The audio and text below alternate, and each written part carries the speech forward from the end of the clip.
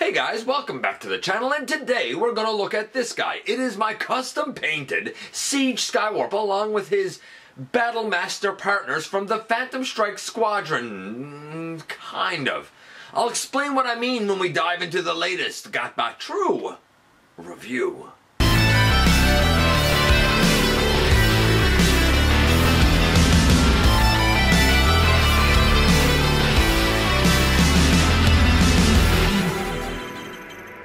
Hey guys, welcome back to the channel. I'm your host, your humble host, Dennis Moulton, aka GotBot. As always, please like, comment, share, and of course subscribe. And while you're at it, that's right, please hit that notification bell. It lets you know when content of all sorts goes up on the channel. Everything from countdowns to stop motions to the live show every Thursday night. Check out Machinery of Man, The Everything Factor, Transformers Collectors NL, and the Autobot family. And hey, have a look for me everywhere across social media. And this is the new Transformers Siege Skywarp from the Phantomstrike Squadron.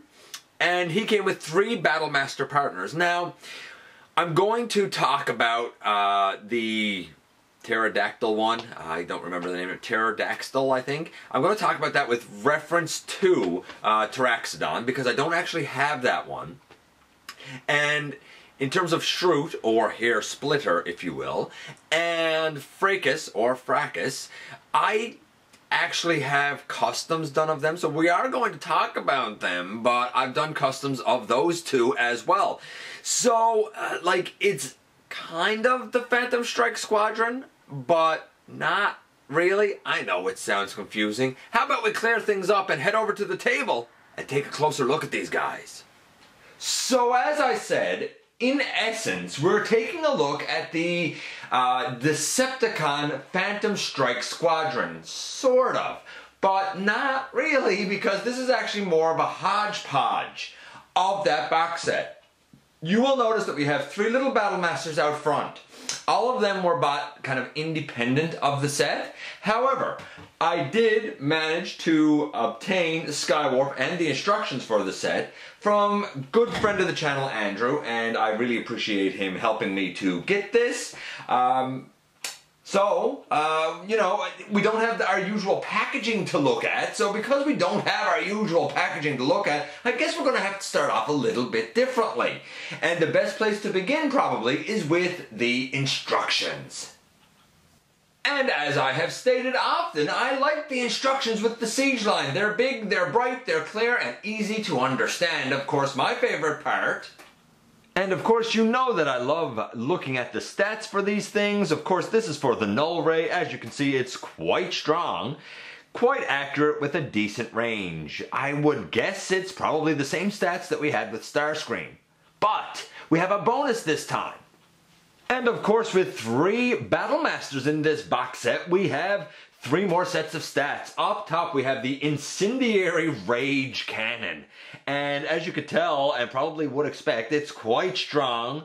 The accuracy is not great. I guess it's kind of like a blitz type of accessory. And the range is middle of the road. Then we have the double-edged flank strike axe. And it has, decent strength. I guess its weight is the bottom one, is middle of the road, but its accuracy is quite high, probably because it's a melee accessory. And the bottom one is the twin-barreled LT laser. And while it's quite strong and has a good range, it is super duper accurate.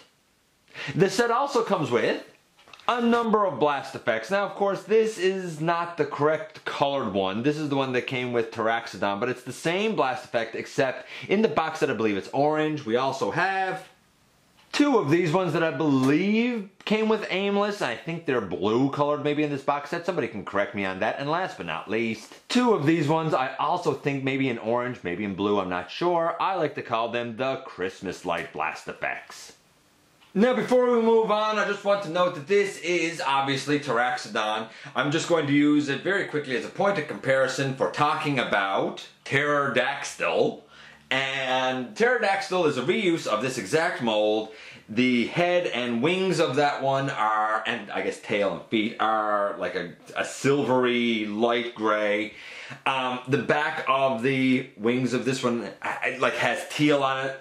On the reuse it has black, and the body, instead of being green, is purple. Now, I have seen instances, I believe Patriot Prime did it, where he liked the dark colors better, so he actually exchanged the wings, the head, the tail, and the feet from this guy with the Decepticon iteration and had that be more Skywarpy colors. And I guess this guy now is, you know, a green body with light colored limbs and head, I suppose?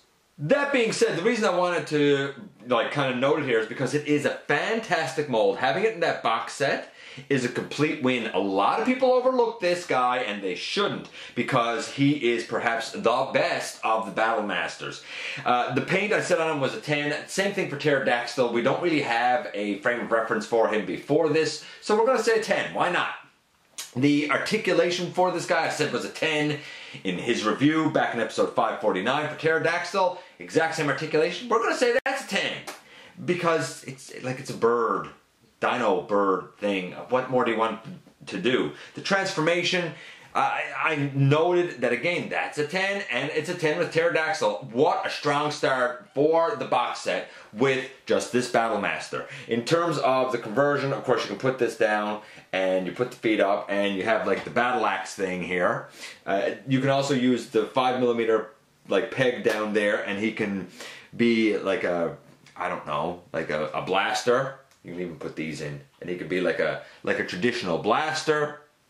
Or you can fold that down and still, using the peg, now it can go on somebody's arm as a shield. Absolutely super duper versatile is this mold. Now the next member of the team is Fracas or Fracas. It depends on how you want to say it. And it is a reuse of the Firebolt mold, and it's a fine mold to use for it, no problem. The actual figure, the actual, you know, one that appears in the box set, has a black body with like a blue double-barrel blaster piece. Sorry, he has a black body with a silver double-barrel blaster piece, silver arms and silver legs, but that's not quite right if you know Fracas. And the face was still red, like I get that. So the body is painted nicely, but it's not correct, at least not as it relates to the animation. Now, to be fair, over the years, there's been an awful lot of debate and controversy over Nightstick and Fracas because the names have been mistakenly used, one for the other, and blah, blah, blah. But if we go by the animation, Fracas had, I like saying Fracas though, because that's the way Scourge says it. Yes, I said Scourge instead of Scourge. I know. It's, I know that that's going to drive some people crazy because they're going to say, no, his name is Scourge, not Scourge. And, you know, this is Fracas, not Fracas. I get it. Pronounce it however works for you, man. We all know who we're talking about, right? But in the animation, he has a silver head, silver body, silver barrels, I guess, and he has dark lower legs. Now, here's where things get interesting, because you might look at this custom and say to yourself, hey, that's not exactly the Silverbolt mold. And indeed, it's not. The body, arms, and blaster section are the Silverbolt mold, but just to jazz things up a bit, I actually used the legs of a Spear Caliburst. And so this is a mix of two of those Battle Masters. In terms of the paint apps, now for this guy, at a package, I would never guess that it's Fracas. Yes, it's black and silver, but it's not laid out correctly. I would have said it's 5, 6, maybe. It looks nice, but I would still have had to do custom work on it personally. This looks like Fracas. 10. The articulation. It's as good as any of these little Battle Masters are. I mean, we have arms that go out to the side and can go all the way around. I don't think the head moves. The legs can go forward. You get the blaster out of the way. They can go back. They too can go out.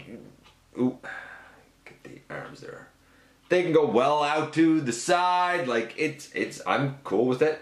I don't have any problems with the articulation at all for what it is. I'm going to say the articulations also... elbows would be nice, knees would be nice. I'm not going to pretend that they wouldn't. We'll say it's 7.5. It's fine articulation for what it is. Elbows and knees obviously would be nice. The transformation, we of course bring this piece up over the head. We also know we can take this off and use that little 3mm peg and put it on his arm as a blaster. We put the legs together and bring the waist section all the way up over, and the legs are popping apart here. We put them down to the hole sections, we bring the arms up on the side, and we peg them in, and boom, in the end, here we have Fracas or Fracas in his blaster mode, and there he is with his only rightful partner. I think this looks fabulous. I'm so happy to be able to give Scourge Fracas, or Scourge Fracas, if you will. Overall score for Fracas, the transformation is easy, it's 10. Overall score for him, it's a solid, I'm going to say 8.75. So we have a 10 and an 8.75. This set is doing fantastic so far. And that brings us to the third Battle Master. And of course that brings us to Shrute, who I thought was a new character, but apparently not. Apparently it's the character of Hairsplitter. Now as a boy, the only double target master I had for the Autobots or the Decepticons was Spinister. And Hairsplitter, or Shrute if you will, and Singe are the partners for Spinister. And I looked at G1 Spinister back in episode 209. So when I realized, hey, we're getting an update to Spinister and his partners, I became real excited. And then I realized, oh, one of his partners is in the box set. And I realized in looking at it that the partner that was in the box set was basically a purple lad with a blue face and like a little bit of a blue abdomen who had like, I guess, silvery legs and arms, which is all right. Like, I could see how somebody would definitely call that Hairsplitter. Why they call him Shrute, I don't know, but whatever. But it's still not quite right, so of course I decided to take it upon myself to do something a little bit different because there's supposed to be more blue on the guy. His shoulders should be purple, so I made the shoulders purple. The arms should be blue, so I made the arms blue, and the thighs should be blue along with the face and the abdomen. Now, to be fair, the Shrute figure is a reuse of the Caliburst Aimless mold, so it was pretty easy to kind of go and get another copy of that mold and customize it the way that I wanted, which is what I did. But again, just to jazz things up and be interesting, I changed out the legs. Earlier, if you will remember, I said that we had the body of the Fire Drive or Firebolt, whatever it is, figure for Fracas, along with the legs of Caliburst. Well, this time we have the body and arms of Caliburst and the legs of that Fire Drive, Firebolt Battle Master, just to jazz up these molds that get reused and are going to be reused a bunch of times yet. In terms of the coloration now, I think in a package it was about a 8, like maybe even 8.5. Like, if you know the character of Hairsplitter, you could say, yeah, that's Hairsplitter. Now I think this is a 10 in terms of the coloration. This is Hairsplitter. This is the color he should be. In terms of the articulation, again, it's, you know, elbows and knees would be nice. We have, you know, the ability to go out to the side all the way around again. We have the legs all the way out to the side. It is what it is. They can go well forward. They can go well back. Again, it's, I don't know, a 7, I suppose. Elbows would be nice. Knees would be nice. Does it ruin the guy not having him? No, not in the least. It's still a great figure. There's no doubt about it. I love him.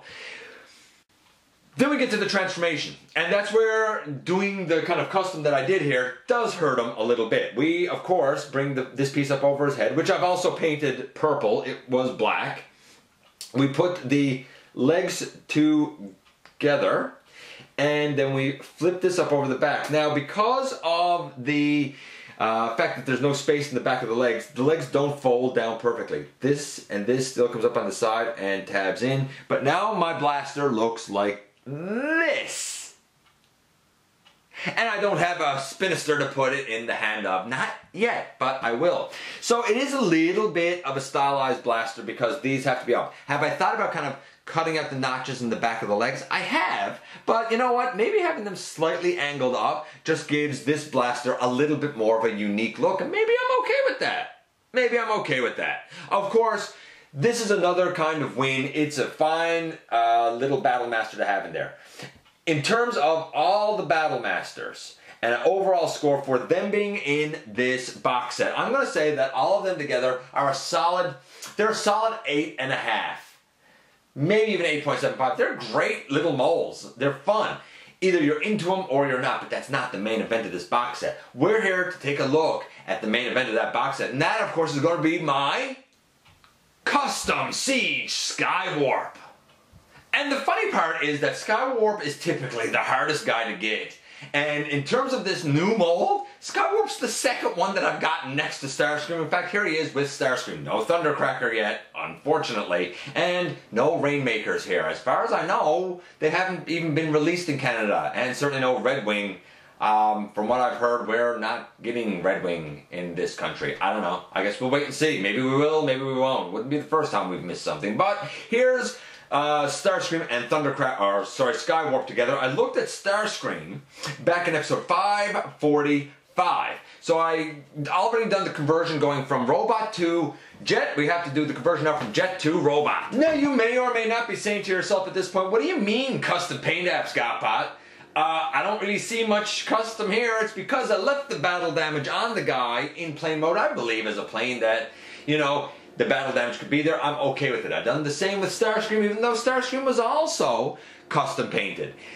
However, I do not have the null rays on him yet because that is where our custom journey for this guy is going to begin. I painted his null rays purple because in the G1 animation they were purple. And we all know by now that these can go up under the wings. As well, when it comes to the tetrajet mode here, I will say this. The chest piece is no better or worse on this guy for me than he is for Starscream. It stays on Starscream. You can shake it with my Starscream, and the only time it really pops off is when you're trying to kind of like tab it in over on the back. Same thing with Skywarp. It stays on all the time except for when you try to tab it on here. It comes off. It is what it is. That being said, you can of course leave everything on in the official configuration like this, and you have a tetrajet. I think you can even probably get like a Toy Hacks Repro label type of set that gives you a fin that goes up here and some other you know, stickers for detail, and that's great too. In this mode, it's fine, it's dandy. I said in the Starscream review that you could kind of do a little bit of an alteration to it if you are so inclined to make it look a little more like a plane with the wings flared out a little more. And all I did for that was I untabbed the back and I untabbed the wings here from the front. This, of course it doesn't want to, there. And you could, like, just take the wings up on the side, something like that. Now, I personally, I like this because I think it looks a little more like a jet, but I mean, like, it's completely not the intended transformation, and it's definitely just a fan mode. It's just an option, and I like the fact that the option exists. It's something that works for me. Now, you may notice here that we have, you know, some kind of shiny purple there. We'll talk about that a little bit more. Maybe you don't even notice it because it's not that shiny, actually, when I look at it on camera. Nevertheless, I love this, and at this point, we could come here and, well, you can either put them on the arm or you can put the null rays up under the wing, and I guess same over there, and you know, there you go, up under the wing, and I like it. I think it looks great. I love it. But for the conversion, while you can leave them on there, I just find it's easier if you take them off for the transformation. I'm not going to give any of the grades for this guy yet. Right now, as I said a moment ago, the box set is currently getting an 8.75 for the 3 Battle Masters that come with it. Even though I just kind of done a piecemeal review of them. I like the look of everything here in this mode as much as I can like a tetrajet. We're going to go through, like I said, the conversion from vehicle back to robot here, because we've already looked at it the other way with Starscream. So we already have these wings out, and we can kind of just leave them like flared back. Then we come to the side and we can unpeg the arms, and what you have is two little rectangular pegs there, and you have slots in the arms, in the forearms, and you just unpeg them. It's a tight fit on Starscream and on Thundercracker. A lot of times I just put the arms down by the side and don't actually peg them in, because it is a tight fit. I don't sand it down maybe, or maybe it'll be that your tolerances are a little bit better than mine with these two versions of the mold. You can also come to the front here and split the nose cone. Once that's done, you can sort of leave it. Make sure the chest is removed, and then you can kind of bring the wings back and sort of lift the whole plane section off by this hinge in here. There's a hinge in right here, and you're sort of just leaving all of that off for now. Then we come down to the legs, and the legs are tabbed up in the body. There's a little rectangular tab on the leg that goes up into a little slot on the body.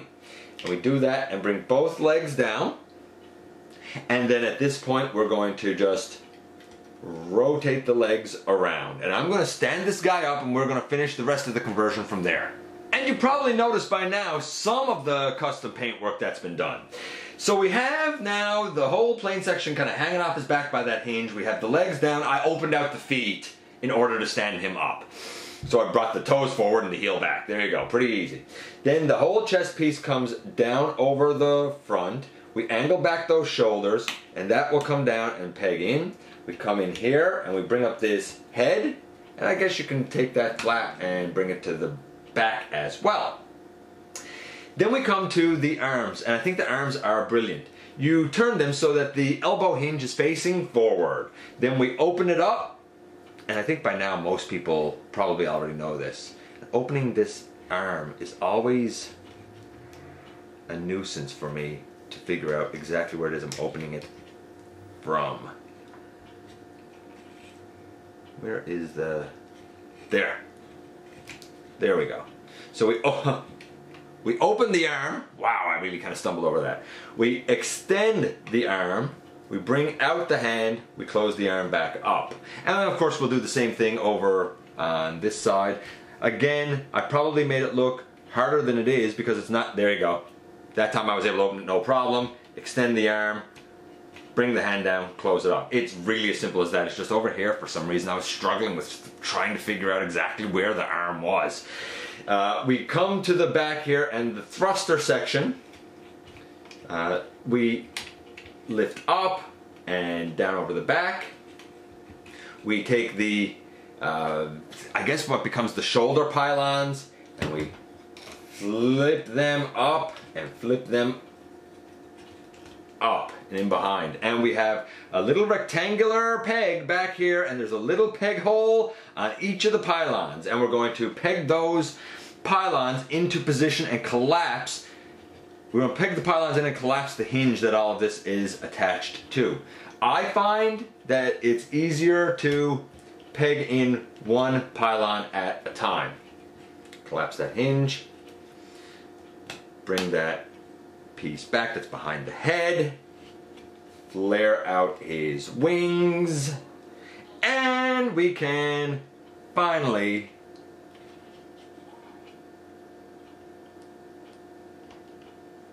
add a null ray to that arm and add a null ray to that arm. And boom, in the end, here we have Skywarp in his customized robot mode.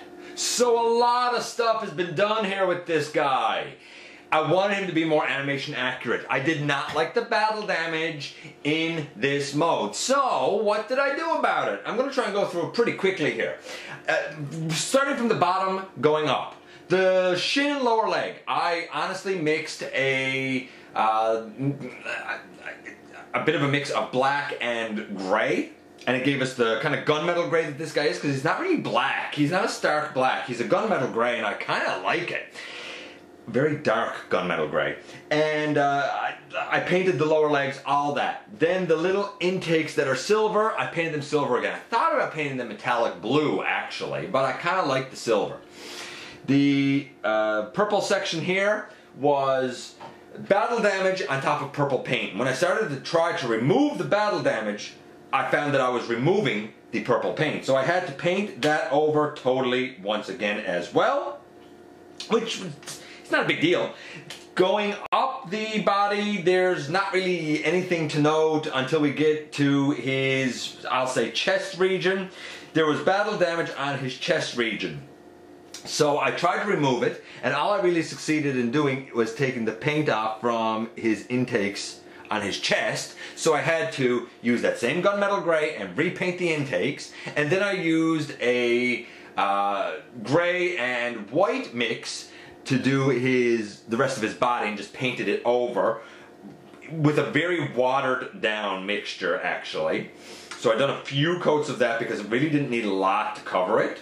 Then we get to the wings. The wings had the purple kind of going out the side, but not up the side. So I used a toothpick to bring the purple up the rest of the way on the side, and then a separate toothpick to, again, using the gray and white mixture. Actually, it was graphite gray and white mixture. I used another toothpick to do the other little thin line. Very challenging to do on this guy. Harder than it was on Starscream, actually. Then we get to his arms and his null rays, and his arms were colored with what's called a shiny purple. Shiny purple was the exact match for the purple that was on him. Exact match. So I did the forearms all the way around. I did, of course, those lower sections on the legs, and then I've done his shoulders, and I've been wondering if his shoulders were supposed to be black or if his shoulders were supposed to be purple. So, of course, I went and done my research for the animation, and indeed I learned that no, his shoulders were actually purple. Now, the purple by rights for the animation is more of a lavender, which I didn't really want a lavender for it. So, that being the case, I said, nope, I'm just going to go with the purple that's on him, because I like that against the black, and I think it looks really cool, and that's what I stuck with, and that's what I'm quite happy with. So in terms of a score for the paint apps for this guy, out of package, he's pretty good. There's absolutely no mistaking it's Skywarp. You can absolutely leave it like it was, and it's a solid 9.5.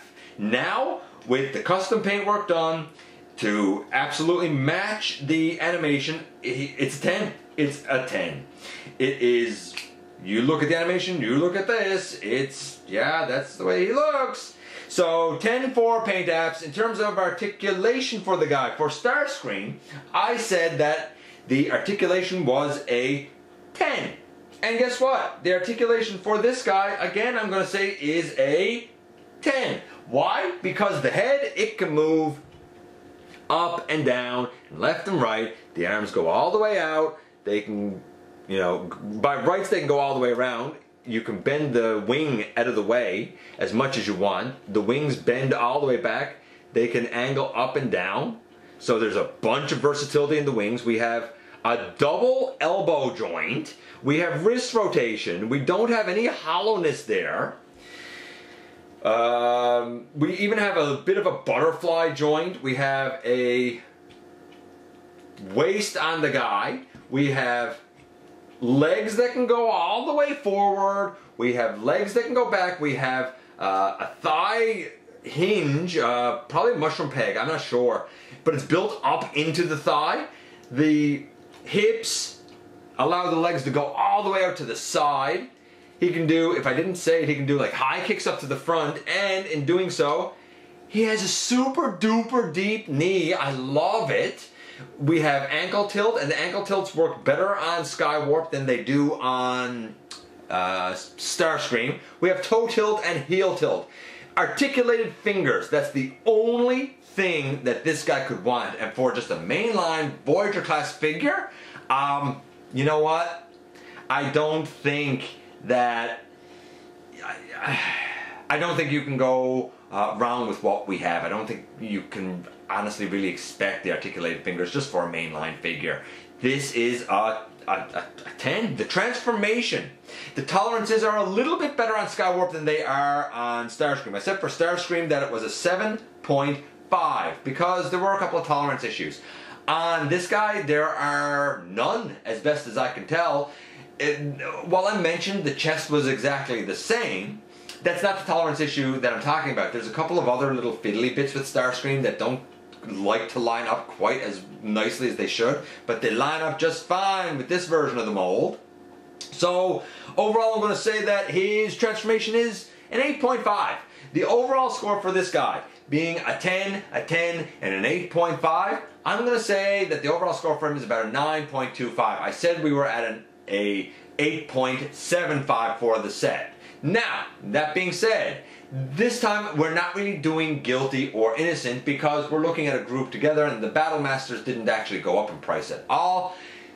Just as a point of reference though, I did say that Starscream was innocent. And you know what? Skywarp would also be innocent. I like the look of these together. Now, that being said, at the moment, the only real way I can finish out this trio in my personal collection is to include, you know, this guy. It doesn't look quite right. I can't wait for Thundercracker.